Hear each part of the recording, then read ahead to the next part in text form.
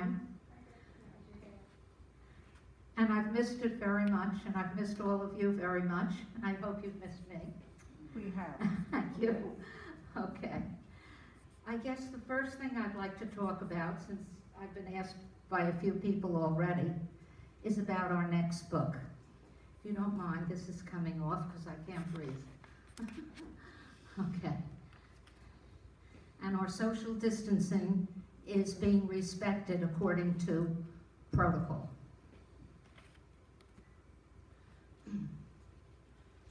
Nicholas Sparks is the #1 New York Times best-selling author.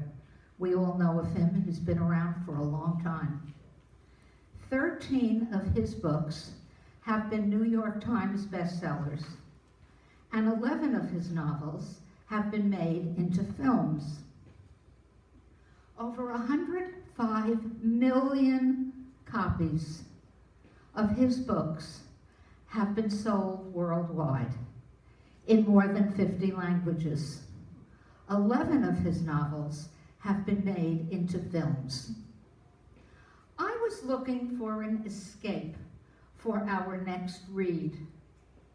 The news of the day is so heavy and depressing, and it's hard to find a read of any significance where we don't have to think too much, just to read a piece of fiction that is light in the romantic tradition or in the genre of fantastic fiction.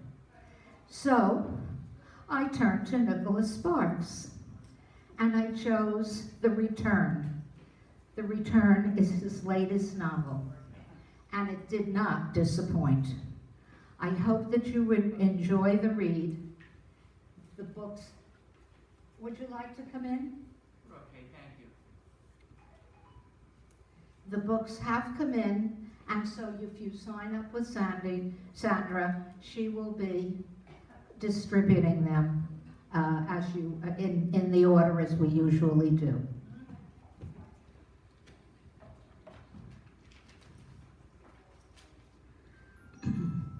And as I always do, I give a biography of our author, Brit Bennett. She was born and raised in Southern California.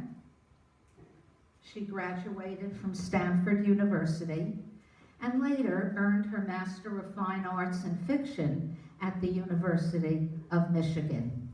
There, she won a Hopwood Award in graduate short fiction. In 2014, she received the Hurston Wright Award for college writers. She is a National Book Foundation's 5 Under 35 honoree, and her debut novel, The Mothers, was a New York Times bestseller. Have any of you read The Mothers? I suggest that you do. Her second novel, The Vanishing Half, was an instant #1 New York Times bestseller. Her essays have been featured in The New Yorker, the New York Times Magazine, the Paris Review, and Jezebel. Brit Bennett grew up in Oceanside, Southern California. Her father, a lawyer, was an Oceanside's first Black city attorney, and her mother, who worked for the Sheriff's Department as a fingerprint analyst, held out hope that Brit would go to law school.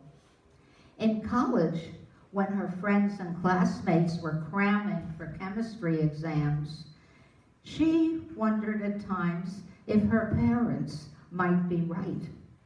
But Brit pursued her ambition, always studying and writing.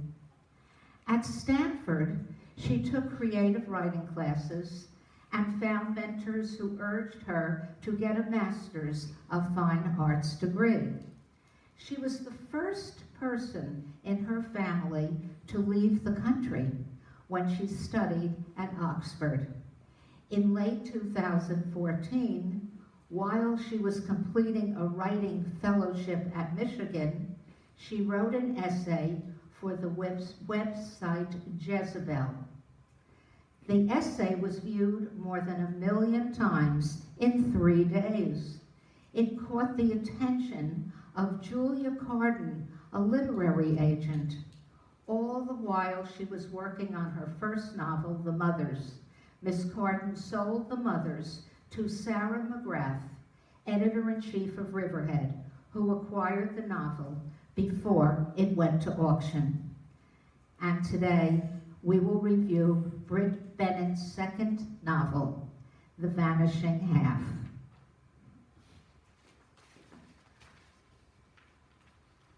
Some 6 months ago, when I found myself in this epidemic crisis and not sure that anyone would even want to read a novel, I was fishing around for a good, rich, pleasurable novel to choose for our book club.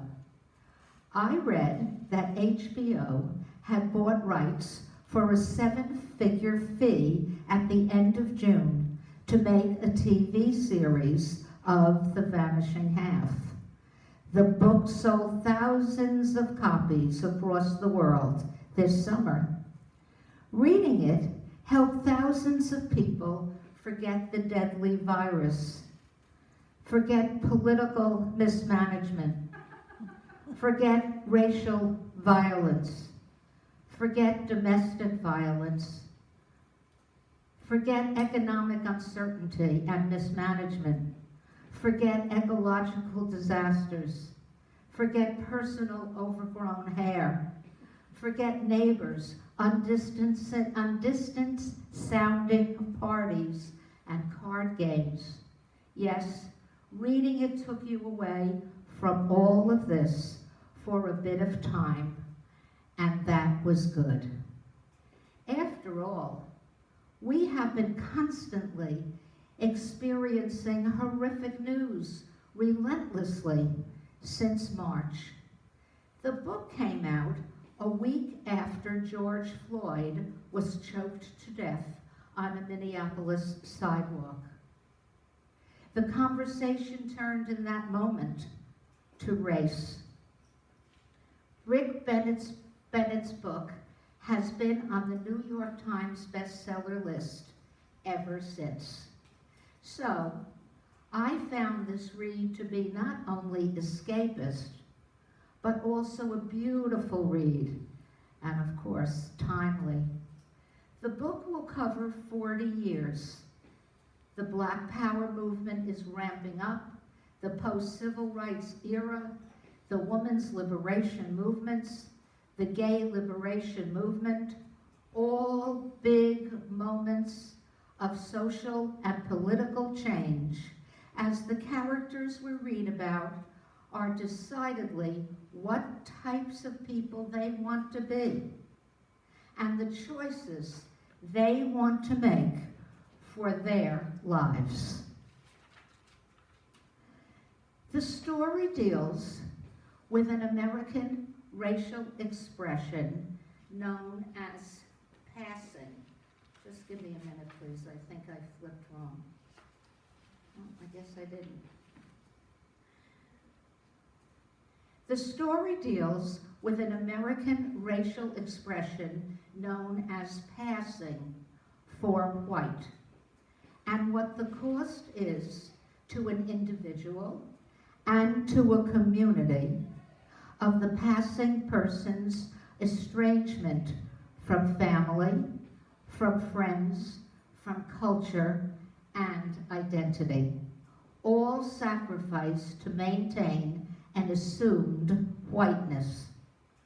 What toll might such a decision take on those left behind in blackness?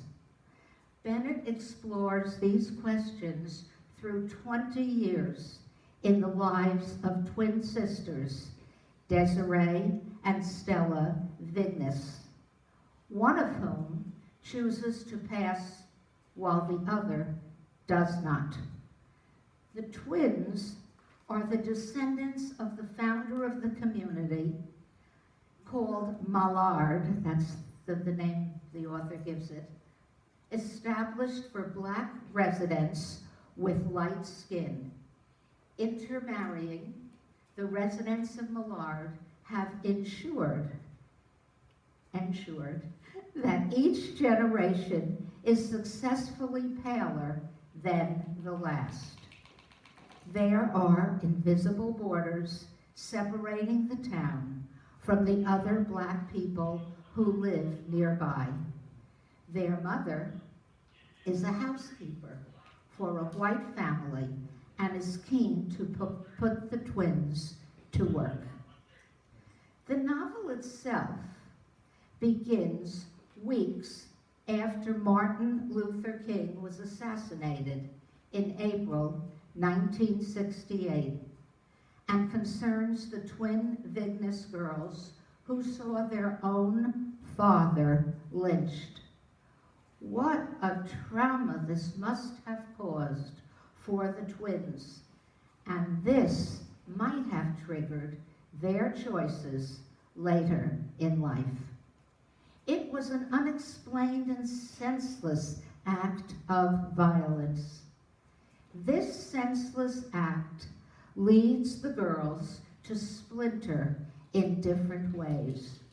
Stella has a logical brain and is unable to wrap her brain around why this thing happened.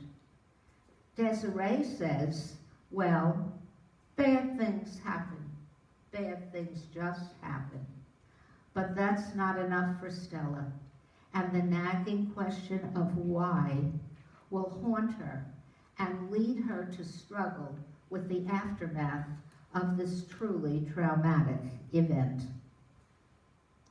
In 1954, Desiree Vignes and her twin sister Stella had left their hometown in Mallard, Louisiana, this fictional town so small that it will disappear from the map in the course of the story.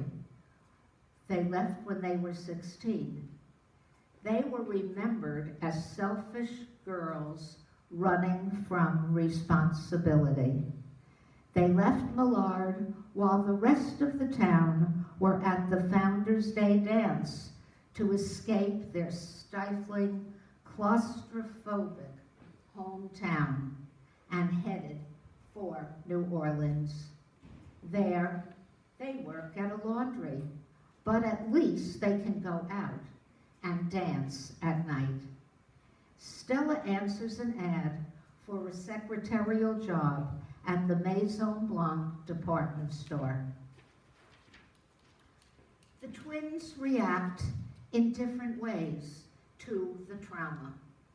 Desiree goes back to the house and lives out most of her adult life in the sight of the trauma and is able to face it. Stella, instead, spends almost her whole life running away from that. Stella is both running into the white world because of this traumatic thing she's witnessed, but she is also running into the community that traumatized her. So, as we read the book, we found ourselves thinking about the psychology in each girl's thinking. And this became a great reading journey, at least for me, and I suppose for all of you. How people figure out how to heal from pain that they've experienced. As I said, the book opens in 1968 with Desiree returning home to Mallard after 14 years away, bearing bruises on her neck. Desiree marries the darkest man she could find. She is the product of an abusive marriage to this black man in Washington, D.C. She returns without her husband, but with her small daughter, Jude, whose blue-black skin the town registers with horror. People in this town live by a strict color code. All are descendants of the mixed race, light-skinned man who would never be accepted as white, but refuses to be treated like Negroes. In Millard, nobody married dark. Desiree pines for her missing sister. Jude is tormented by the absence of her father. Jude's boyfriend, Reese, is a trans man and is trying to save up for surgery. He is a photographer who has a unique way of seeing things. They have a beautiful relationship. Jude works long hours for little pay in Millard's only diner. She cares for her mother, who eventually develops Alzheimer's disease. She loses Jude to brighter prospects thousands of miles away. She has made a life for herself with compromises to ensure her well-being. Stella vanished from the girls' New Orleans apartment, leaving nothing but a note. Quote, "Sorry, honey, but I've got to go my own way," end quote.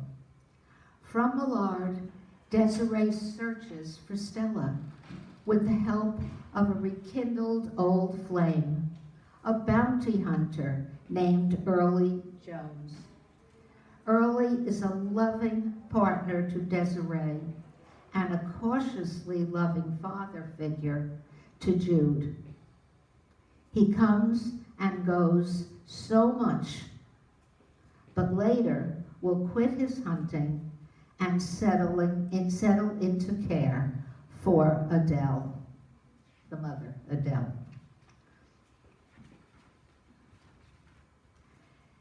They are two people living their lives separately, but when they come together, they are not possessive. They are not controlling. He accepts her for where she is, and she accepts him for where he is.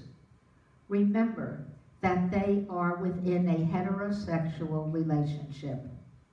Their love was not only being possessed or possessing somebody else, just allowing someone to be free, and you can be free alongside them. Despite Early's detective skills, Stella is untraceable. Stella is now Stella Sanders. She has cut all ties with her past and decides to pass, to live as a white woman. There is an evasiveness to her.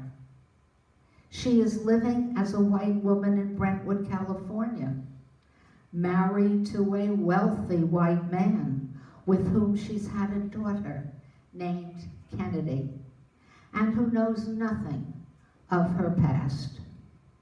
A black family is poised to move into all-white Brentwood. Would they see her for what she was? Her choice of cutting herself off from blackness leaves her empty, bigoted, and lacking in empathy. When she discovers her daughter Kennedy playing with the newly arrived black neighbor's child, she rushes across the street and snatches her daughter away because, quote, "because we don't play with niggers," end quote. After many years as a dutiful housewife, Stella discovers a love of statistics and a love of feminism, and pursues degrees in mathematics despite her husband's disapproval. Late in the novel, her daughter Kennedy, who is so interested in leaving behind what she thinks of as her identity, explores new selves as an actress. When Kennedy asks her about her true identity, Stella isn't passive, as always. Kennedy finds her mother unable to feel something. Quote, "The key to staying lost was to never love anything," end quote. There is a deep ambiguity in Stella in the end. She is just so sad, but she remains committed to this life and will never leave it. She feels that she made the best choice for herself to create the life that she wanted to live. I'm going to divert a little bit. To understand the full measure of Stella's position, we really have to understand some history. The concept of hypodescent, colloquially known as the one-drop rule. The codification of racial identity stipulated that people possessing any African or African American blood were black, regardless of appearance or parentage. The one-drop rule is foundational to all legislation around segregation in America, from Jim Crow South to the de facto segregation of the North. A Louisiana court upheld this law as recently as 1985. Hypodescent continues to inform our understanding of who is black and who isn't. In American history, the insidious notion is that a passing person has acted fraudulently in order to partake in freedom she should not have. Britt Bennett switches focus to their daughters. After graduating from high school, Jude arrives in Los Angeles on a track scholarship to USLA. She finally has friends for the first time and finds herself in this big, beautiful world that she stumbles upon, having come from the constricted, small, and lonely world she came from. She works for a catering company that takes her to a party in Brentwood, where she serves her cousin Kennedy, unbeknownst to her, and catches a fleeting glimpse of Stella. A few years later, she attends a small theater production in which Kennedy happens to have a role. Their relationships move forward. Jude is obsessed with her vanished aunt and dazzled by Kennedy, who treats her with disdain, for Kennedy is just a spoiled, rich, white girl, self-pitying. There is no meaningful storyline or links between the young women and their mothers. In this 3 generations of mother-daughter relationships, there is no meaningful storyline. Desiree and her daughter emerge intact, belonging to a place and a people. Stella and Kennedy are wealthy, but they are without feeling for each other. Kennedy is an actor and somebody who really feels most like herself when she's being somebody else. There are no links between the young women and the mother's burdens. At the end of the book, The invisible Millard's borders that we spoke of in the beginning of my talk are obliterated, and the town is just sort of subsumed into the abyss. It's just kind of utopian at the end. This weird little purgatory place just dissolves. The book touches on themes of race, identity, love, and empathy. But the huge question to me is, how do we all become who we are? The idea of wanting to completely erase the past and completely start over felt to me like the reason why Stella was passing in the first place. It was less about being white and more about being somebody new. That is something that she can only do if she has shut the door to her sister and to her mother. The final scene of Jude and Reese, bless you. The final scene of Jude and Reese in the river make for a hopeful ending. The book ending with the next generation gave the reader a chance to think of what the future looks like for the family. It gave a sense of hopefulness that Jude and Reese, who have experienced so much trauma and so much shame and so much violence in their lives, particularly surrounding their bodies, will be able to heal from the pain that they have experienced. The family will never come together again. They will never have Thanksgiving dinner together. There is to be no reconciliation.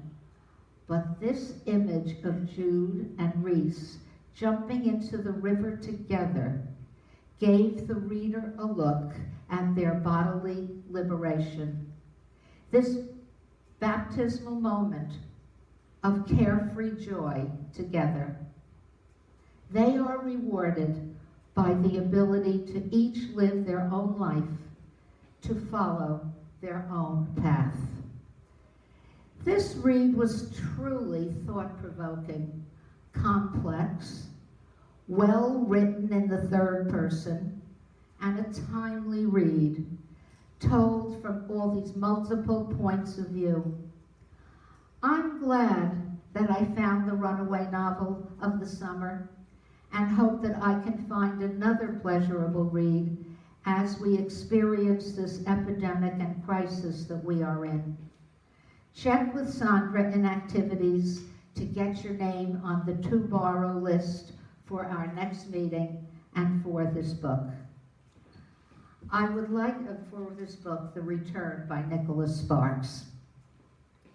I would like to mention 4 books that I would assume most of you have already read in your past life that have to do with this topic that we read today.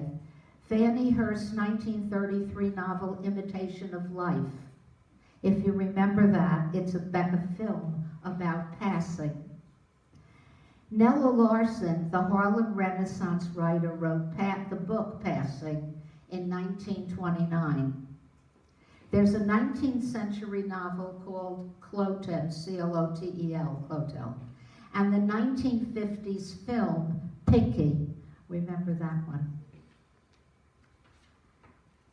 I'd also like to mention that this past weekend, the National Book Award had its awards, our National Book Awards, and the 3 of the books I'd like to mention that won for fiction, for Best Fiction. Well, the one that won first place, Interior Chinatown by Charles Yu.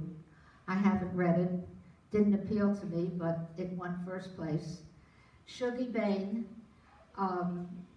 takes place in Scotland, and that's by Douglas Stewart.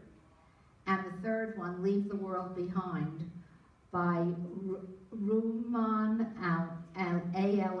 Alam. Those were the three. There was one more. I don't remember. That won our National Book Award this past weekend for this year. And these are the things that I wanted to tell you about. And I hope that you enjoyed my review.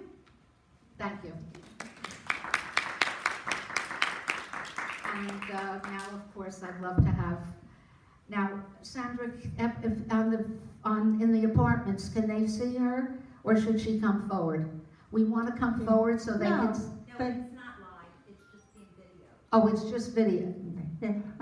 No, they can. I appreciate your talk, and I felt so that Reese was such a real, warm person. But because of your talk, I could put him into better perspective, give him a more important place in the book, because I would assume that his transition to being a man, which went so smoothly, that it was easier to in this society today. I would think the author is saying you can transfer from a woman to a man much more easily than you can transfer from black to white. So I think without pushing it in your face, the happy ending for Reese and for Jane was spectacular, while Stella still faces a world of questions. We don't know how her life is going to resolve. So maybe in the future, the way you can change our sex without the world pointing fingers at us, maybe in the not too distant future that will happen to racial equality. Thank you very much, Marilyn. That was wonderful. Thank you. Who else? Comments? Questions? Please, no questions. I have a question. I think it was Stella, the white, the one that was white. She made herself white. And her husband, she got married, and she was having a baby, Kennedy. They didn't mention anything about her fear of her genetics coming out in the baby. Yes, They did. There was talk Missed about that. her fear. Yes. I missed that. She was afraid. She was afraid. She waited to have a child. Yeah. Because she was afraid it might be black. Okay, thank you. But thank you for the question. Yeah, perhaps it was too subtle and it should have been emphasized more by the author. If I know you're such a fine reader that you would have caught it well, so I like to point to the authors and give them and give them the input. Primary fear of someone. Yes, indeed. Yeah. Thank you. And what I thought was also very interesting was when when the black neighbors moved across the street, and she didn't know how to Stella didn't know how to deal with them. At first she wanted to ignore them because she thought that was what she was supposed to do, but then she started going over and getting friendly with them. And they were annoyed with her. They finally moved away because of her. Do you remember that part in the book? That's right. Yeah. Fine. Yeah. And they were upset. I felt sorry for Stella. She was in a terrible position to have lived being deceitful. It was a tough place to be. Hiding her past, her future, her whatever. But it was tough to find her way. Very tough to find her way. Very, very. Yes, there's more. Felice? I'm sorry. Wait for the microphone, please.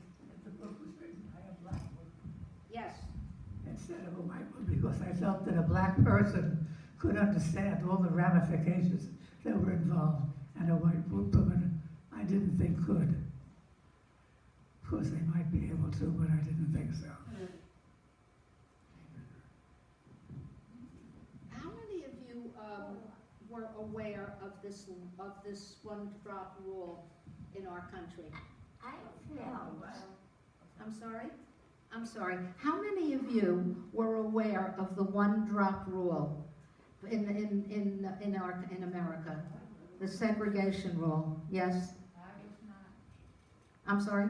I was not. You were not? aware. How many people, that's what I'm asking, how many people were aware of this? You were not aware? I was aware. Oh, you were? You knew of this? That's what the question was, right? And you know, also, there is a family, a couple that live here. The man, I don't know if he wants me to reveal, but he told me that all of this is very true in the South, that this made up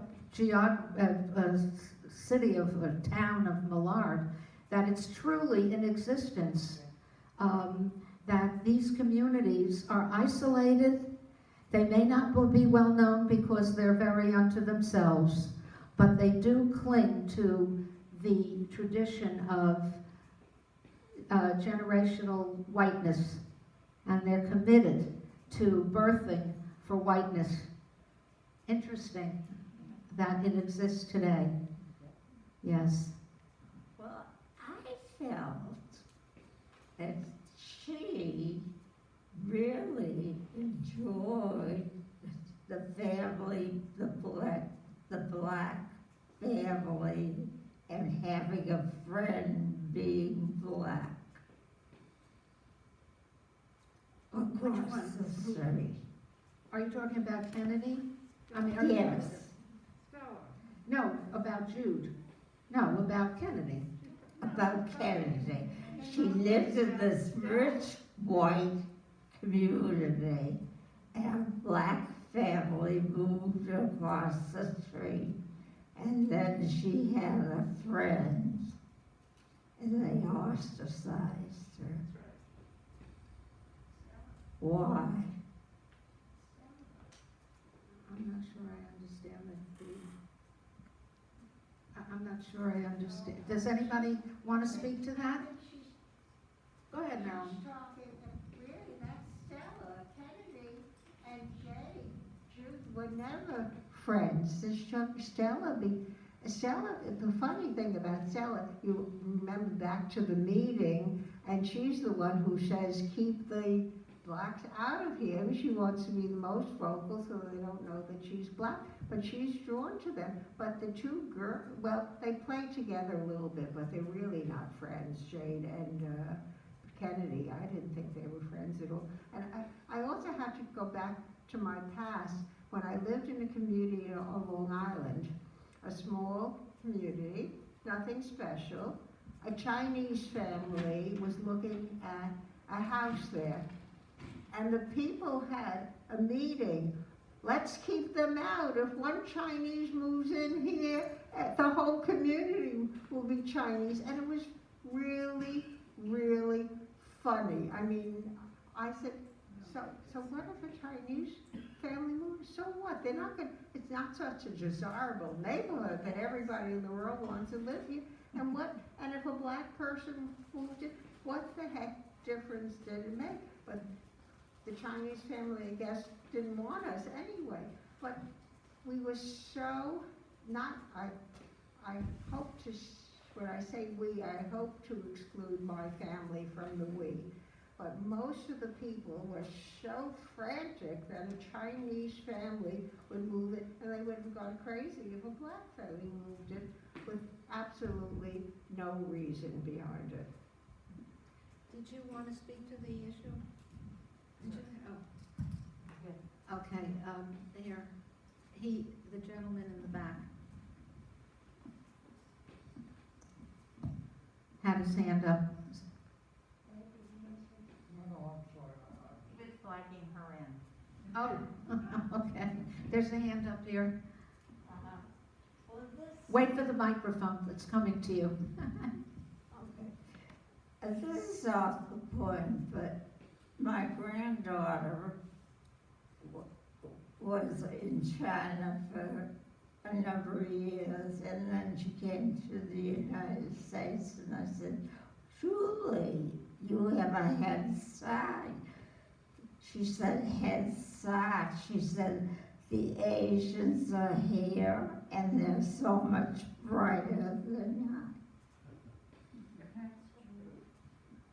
Well, this was very apparent in the high schools in New York City, where the My granddaughter is quite bright, but she said that the Asians are quite bright. Mhm. Mhm. They have to be respected for that. Roberta? Could you hold it? I happened to move into a neighborhood in Middletown, New York, that were all professionals, brilliant people, and in the neighborhood were two black families, accepted because they were just as intelligent and just as accomplished as everybody else, and they were highly respected. In what years? I moved in 68. 60, let's say. And I just want to brag about something. In my son's baseball, on his team, there was one of the children, one of these black children was on the team. And my son wanted to refer to him to his grandma who came to watch the game. My mother and mother-in-law came to watch the game. And he said, Grandma, the guy with the boy with the red hat. He never even mentioned the fact that he was of another color. Yeah, but we have to remember that this book, as was mentioned earlier, was written by a black person from that point of view. We may know our experiences that we've had in our communities where we lived, and I certainly watched a whole city turn upside down. I watched a whole city en masse move from the city to the suburbs because of the influx of the black community. We've all lived through that. This book takes a totally different approach. We know what we've seen. We know what we've lived through, but we don't know the other side and what they've felt and what they've lived through. And why a person would want to, how traumatic was her life that she had to escape after the twins watched the father being lynched for no reason. So we see a different side and a different perspective. And I do believe that it's a most important book for that reason. I think we all have our stories. We could certainly produce a wonderful novel just by our own stories. We could go chapter after chapter. This takes a different role, and for that I'm really grateful to the authoress for what she produced. I hope you agree with me. Yeah. I think that Britt Bennett has a wonderful future in her writing skills. It's only been 2 bestsellers, but she's well on her way. What? Now let me assure you, Excuse me, when did she attend Stanford? Do you Oh. know? I'll look it up just a minute. Oh, okay. Where is she?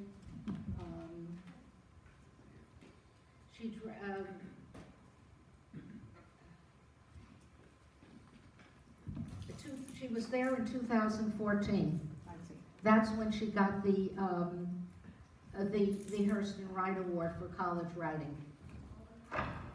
Yeah, yeah. So she was a student in 2014, and then she went to Oxford. Well, Or did she go to University of Michigan? I'm sorry. she was, in 2014, she was a writing fellow in Michigan. I see, okay. Yeah. I could give you this to read again if you want to, if you really wanted to review that. Sandra, Yes, you want to talk? did you put me down? That's about all that I have on that You already topic. asked me. Anyone else? In the beginning. Thank you very much, everyone. Thank you. Right there? It's in it? You're excellent. Yeah. Ethel, Don't move. I'm in the back with to me, the most interesting part of the book. Please listen, everyone. Is that door? Okay. Thank you. Just listen, please. Yes, go ahead. The most interesting part of the book were here were two identical twins that took such different paths. Paths. Thank you, that's great, yeah. That's for sure.